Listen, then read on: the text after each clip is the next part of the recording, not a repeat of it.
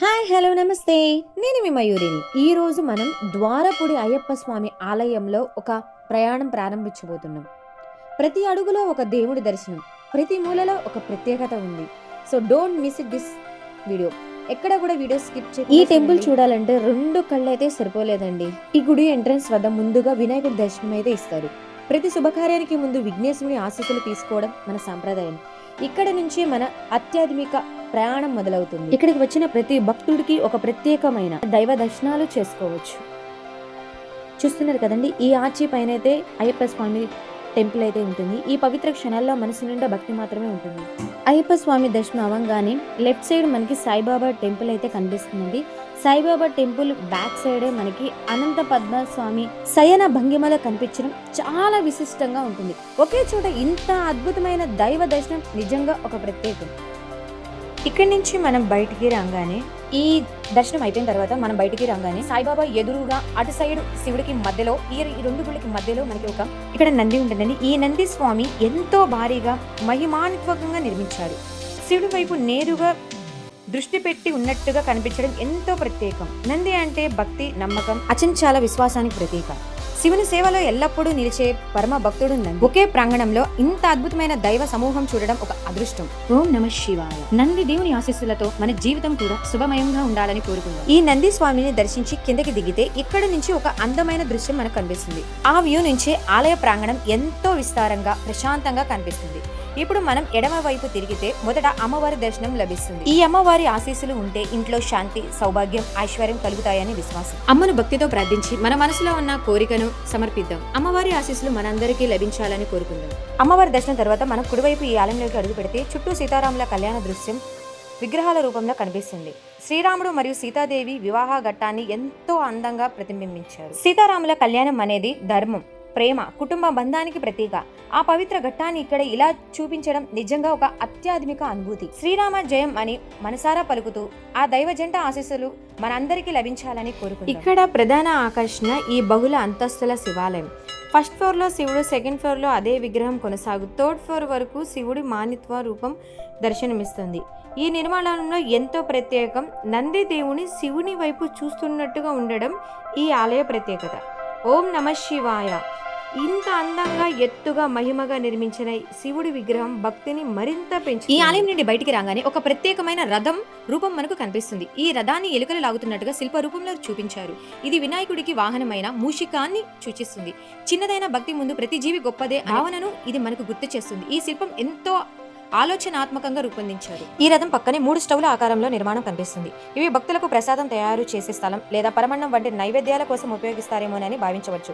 అయితే దీని గురించి సంబంధించిన పూర్తి వివరాలు తెలియకపోయినా ఈ నిర్మాణం ఆలయ సంప్రదాయానికి సంబంధించిగా కనిపిస్తుంది. ఈ ప్లేస్ గురించి మీకు తెలిస్తే నాకు కింద కామెంట్ చేయండి. ఆ పక్కనే ఉప్పు సమర్పించే అమ్మవారు కనిపిస్తారు. భక్తులు తమ కోరికలు నెరవేరాలని ఉప్పు సమర్పిస్తారు. ఉప్పు అంటే జీవితానికి అవసరమైన ఒక ముఖ్యమైన అంశం. అది లేకపోతే రుచి లేని జీవితం లాంటిది.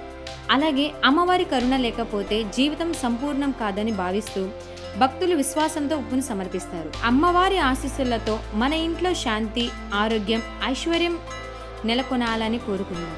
ఉప్పు అమ్మవారిని దర్శనం తర్వాత పక్కనే కుబేరుడు అంతస్తు భవనం మనకి కనిపిస్తుంది. ప్రతి టెంపుల్ ఎంట్రన్స్ దగ్గర ఒక ఆర్చి క్రియేట్ చేయడం అది ఇంకా అద్భుతాన్ని పెంచు. మొదటి అంతస్తు నుంచి 2వ అంతస్తు వరకు కుబేరుని ఆలయం నిర్మించారు. ధనాధికారిగా ప్రసిద్ధి చెందిన కుబేరుడు ఐశ్వర్యానికి ప్రతీకగా భావిస్తారు. భక్తులు అధిక స్థిరత్వం, సంపద మరియు శుభం కోసం కుబేరుణ్ణి ప్రార్థిస్తారు. ఈ ఆలయంలో భక్తి మాత్రమే కాకుండా ఐశ్వర్యానికి సంబంధించిన ఆశీర్వాదాలు కూడా లభిస్తాయని విశ్వాసం. ఓం శ్రీ కుబేరాయ నమః. ఇక్కడి నుంచి మనం ముందుకు రాగానే ఈ టెంపుల్లో పూర్తిగా ఎటు చూసినా అమ్మవారి విగ్రహాలే కనిపిస్తాయి. ప్రతి విగ్రహం కూడా చాలా అందంగా, ఎంతో పవిత్రంగా ఉంటుంది. ఇక్కడికి వచ్చిన వాళ్ళు ఒక్కసారి కూర్చొని ప్రశాంతంగా దర్శనం చేసుకుంటే మనసుకి ఒక తృప్తి కలుగుతుంది. అక్కడ నుంచి బయటికి వస్తే మనకు ఒక అద్భుతమైన అద్దాల భవనం కనిపిస్తుంది. ఈ బిల్డింగ్ చాలా డిఫరెంట్గా ఉంటుంది, కానీ ఇక్కడ మొబైల్స్కి అయితే ఎలో లేదు. అందుకే మనం కళ్ళతో చూసి మనసులోనే ఆ అందాన్ని దాచుకోవాలి. అది కూడా దర్శనం చేసుకొని బయటకు వస్తే అక్కడి నుంచి మనం మొబైల్స్ తీసేసుకొని కొంచెం ముందుకి రాగానే ఇక్కడ మనకు కనిపిస్తున్న ఈ అద్భుతమైన విగ్రహం మహాభారతంలోని అర్జునుడు శ్రీకృష్ణుడి రథాన్ని సూచిస్తుంది. శ్రీకృష్ణుడు సారథిగా మారి అర్జునుడికి ధర్మ మార్గం చూపిస్తున్నట్టు ఘటం ఇది. అర్జునుడు తన విల్లుతో యుద్ధానికి సిద్ధంగా ఉండగా శ్రీకృష్ణుడు మార్గదర్శకుడిగా నిలిచి ఈ సీన్ చాలా ప్రత్యేకం. ఈ విగ్రహం ఎంతో గ్రాండ్గా, ఎంతో శక్తివంతంగా కనిపిస్తుంది.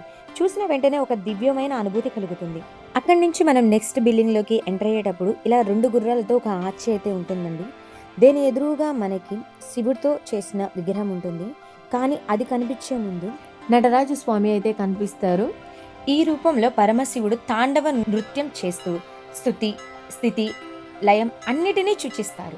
అంటే ప్రపంచం ఎలా ప్రారంభమై ఎలా కొనసాగాలి, చివరికి ఎలా లయం అవుతుందో అది ఈ నృత్యం ద్వారా తెలియచేశారు. ఇక్కడి నుంచి మనం శివుడి దగ్గరికి వెళ్ళేటప్పుడు అయితే స్టెప్స్తో చాలా అందంగా అయితే ఉంటుందండి. చెప్పాలి అంటే ఒక స్వర్గంలోకి వెళ్తున్నట్టు మనకి ఆ ఫీలింగ్ అయితే వస్తుంది. చూస్తున్నారు కదండి, శివుడి పైభాగం మాత్రమే చాలా భారీగా అద్భుతంగా ఉంటుంది. ఈ విగ్రహం ముందు నిలబడి చూస్తే ఇది నిజంగా ఒక దివ్యమైన అనుభూతి అనిపిస్తుంది. ఇలా ద్వారకాపుడి యాత్ర పూర్తవుతుంది. మీరు కూడా తప్పకుండా ఒక్కసారి వచ్చి ఈ ఆలయాన్ని ప్రదక్షించండి. ఫ్యామిలీతో వెళ్ళండి, చాలా చాలా అద్భుతంగా ఉంటుంది. మీకు ఎలా అనిపించిందో కింద కామెంట్ చేయండి. ద్వారకాపుడి గురించి తెలియని వాళ్ళకి ఈ వీడియో ఇప్పుడే షేర్ చేయండి. Like, share and subscribe. Thank you for watching.